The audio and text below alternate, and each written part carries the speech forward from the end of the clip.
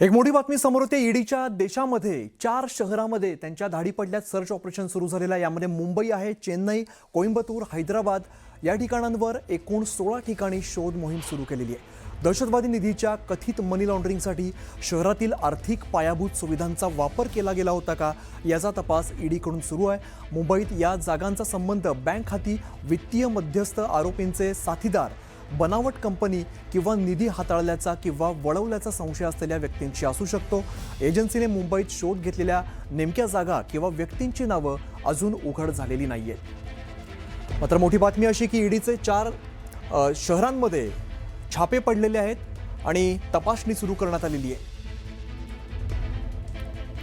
यामध्ये मुंबई, हैदराबाद, चेन्नईसह 16 ठिकाणी शोध मोहीम सध्या सुरू आहे। ईडीचे देशातील 4 ठिकाणी 4 शहरांमध्ये छापे पडलेत। प्रशांत बाग आमचे सहकारी आपल्यासोबत, त्यांच्याकडे आपण जाऊया। प्रशांत, आपण बघतोय अतिशय मोठी बातमी, ईडीने आपल्या 4 शहरांमध्ये, मोठ्या शहरांमध्ये छापे टाकलेले आहेत। काय नेमकं कारण समोर येत आहे? आपल्याला माहिती आहे की कोइंबतूरला 2022 मध्ये जो बॉम्बस्फोट झाला होता आणि याकरता जे टेरर फंडिंग अर्थात दहशतवादी कारवायांसाठी निधी पुरवणं आणि मनी लॉन्ड्रिंग जे झालं होतं त्याच्या तपासाचा एक भाग म्हणून अत्यंत महत्त्वाचे धागेदोरे ईडीच्या हाती लागले। कोइंबतूरमधील संगमेश्वर मंदिराच्या जवळ हा आत्मघातकी बॉम्बस्फोट झाला होता आणि हा हल्ला आत्मघातकी हल्लेखोर जेमेश मुबीन आणि इतरांनी केला होता। आयसिस कडनं प्रेरित होऊन स्फोटक पदार्थ भरलेल्या मॉडिफाईड केलेल्या मारुती कारचा वापर केला होता आणि यासाठी त्यांनी जो निधी होता तो कोविड-19 मध्ये लसीकरण प्रमाणपत्र घोटाळा जो सुरू आला होता, म्हणजे ज्या लोकांना लसीकरण न करता प्रमाणपत्र हवे होते त्यांना बनावट प्रमाणपत्र यांनी दिले होते आणि दुसरं म्हणजे कोवई अरबिक कॉलेजमध्ये देणगी आणि फसव्या गुंतवणुकीद्वारे निधी उभारला होता आणि हे कॉलेज तरुणांचे कट्टरपंथीयकरण करण्यात मोठ्या प्रमाणावर गुंतलेले होते। या सगळ्या विषयांचे धागेदोरे पोहोचलेत आणि ज्यामध्ये 12 आरोपींनी, ज्यात जेमेश मुबीनचाही समावेश होता, कोवई अरबिक कॉलेजच्या सत्रांमध्ये ऑनलाईन आणि ऑफलाईन पद्धतीने सहभाग घेतला होता आणि यामध्येच देशातील 4 शहरात म्हणजे चेन्नई, कोइंबतूर, हैदराबाद आणि मुंबई या 4 ठिकाणी वेगवेगळ्या लोकेशनची माहिती, या पैसा उभा करण्याच्या निधीची माहिती आणि या अनेक महत्त्वाच्या गोष्टींचे धागेदोरे ईडीच्या हाती लागले आणि याचमुळे एकाच वेळेस 16 ठिकाणी ही सर्च मोहीम आता सुरू केलेली आहे।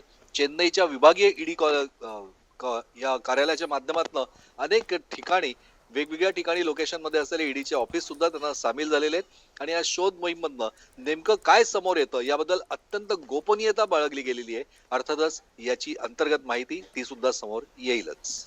बरं प्रशांत, धन्यवाद या सगळ्या माहितीसाठी।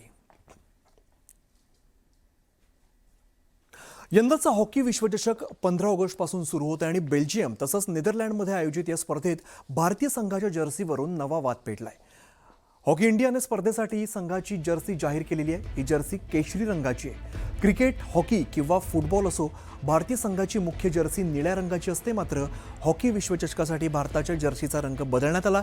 जर्सीचा रंग बदलण्यावरून माजी हॉकीपटू आणि विरोधकांनी सरकारवरती जोरदार टीका केली आहे।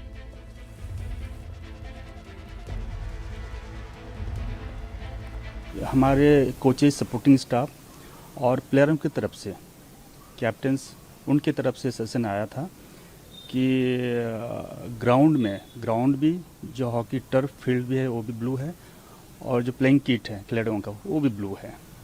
कहीं ना कहीं टेक्निकली कहीं ना जब खेल रहे हैं उस दौरान कहीं ना कहीं विजिबिलिटी उस हिसाब से नहीं हो पा रहा है, कहीं ना कहीं थोड़ा बहुत फील कर रहे हैं। सो इसलिए उनका सजेशन आया था कि 2 कलर के लिए आया था, एक येलो कलर, दूसरा ऑरेंज कलर के लिए। और देखा गया कि ऑरेंज कलर हमारे जो प्रदेश के नेशनल कलर है, ऑरेंज कलर, 3 कलर में 1 कलर ऑरेंज कलर है, तो इसलिए ऑरेंज कलर को चूज किया गया।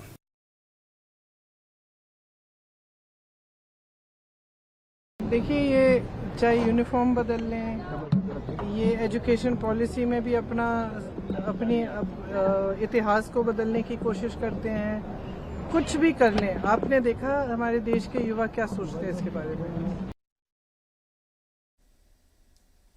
मुंबई महापालिकेचं नवीन वाहन खरेदी प्रकरणाचा मुद्दा समोर आला आणि नवीन वाहन खरेदीच्या प्रस्तावाचा अतिरिक्त भार पडणार नसल्याचा दावा प्रशासकीय अधिकाऱ्यांकडून करण्यात आलाय। त्याचबरोबर सध्या वापरात असलेली वाहनं विभागीय आणि इतर अधिकाऱ्यांच्या वापरासाठी देण्यात येणार आहेत, त्यामुळे जुन्या वाहनांचा पुनर्वापर होईल आणि नवीन वाहनांची गरज भागवता येईल असा दावा प्रशासनाकडून केला जातोय. प्रशासनाने आयुक्तांकडे पाठवलेल्या प्रस्तावात सभागृह नेते, विरोधी पक्षनेते तसंच विविध समित्यांच्या अध्यक्षांसाठी नव्या वाहनांची तरतूद करण्यात आल्याची माहिती आहे.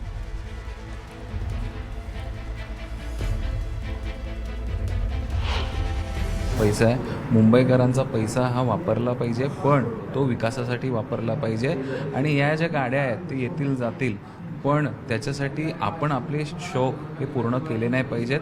एखाद्याला आरोग्याची तक्रार असेल, जसे किशोरीताईंची असेल, तर त्यांना साहजिक त्यांना बदलून देण्यात यावी, पण इतर कोणाला सरसकट असं नाही आणि त्याच्यात पैसे हे मुंबई महानगरपालिकेचे वाचतील, हे असं आमचं मत आहे. दरम्यान सभागृह नेते गणेश खणकरांनी कोणत्याही गाड्यांची मागणी केली नसल्याचं म्हटलं आणि त्यांच्याशी बातचीत केली आमचे प्रतिनिधी सुमित सावंत यांनी. सभागृह नेते गणेश खणकर आपल्यासोबत सध्या आहेत. सर, आता प्रशासन असं म्हणतंय की जी वाहनं खरेदी करणार आहोत, आम्ही याआधीच वाहनं खरेदी करणार होतो किंवा ती वाहनं आम्ही इतर अधिकाऱ्यांसाठी, पण त्याऐवजी या गाड्या तिथे वळवू आणि मग इथे क्रिस्टा किंवा या इनोवा गाड्या नव्यानं घेऊ.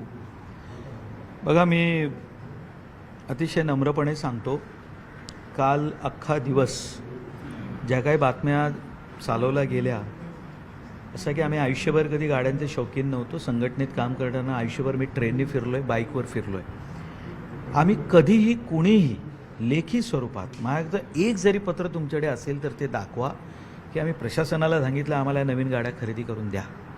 आम्ही कोणीही मागणी केली नव्हती. सर्वात अगोदर जर मागणी कोणी केली असेल तर ती किशोरीताई पेडणेकरांनी आमच्या गटनेत्यांच्या बैठकीत सांगितलं होतं. मी सभागृह नेता म्हणून सगळ्यांच्या वतीने बोलण्याची माझी जबाबदारी आहे. मी ती बोललो आणि काल मीडियाला सुद्धा मी फेस केलं, मी पळालो नाही. दुसरी गोष्ट, आम्ही कुणीही प्रशासनाला सांगितलं नव्हतं की गाड्या द्या. जी माझी माहिती आहे की प्रशासनाला अजूनही 16 गाड्यांची आवश्यकता आहे. आम्ही कुठलीही गाडी मागितलेली नाही, आम्ही तशी लेखी स्वरूपात मागणी केलेली नाही.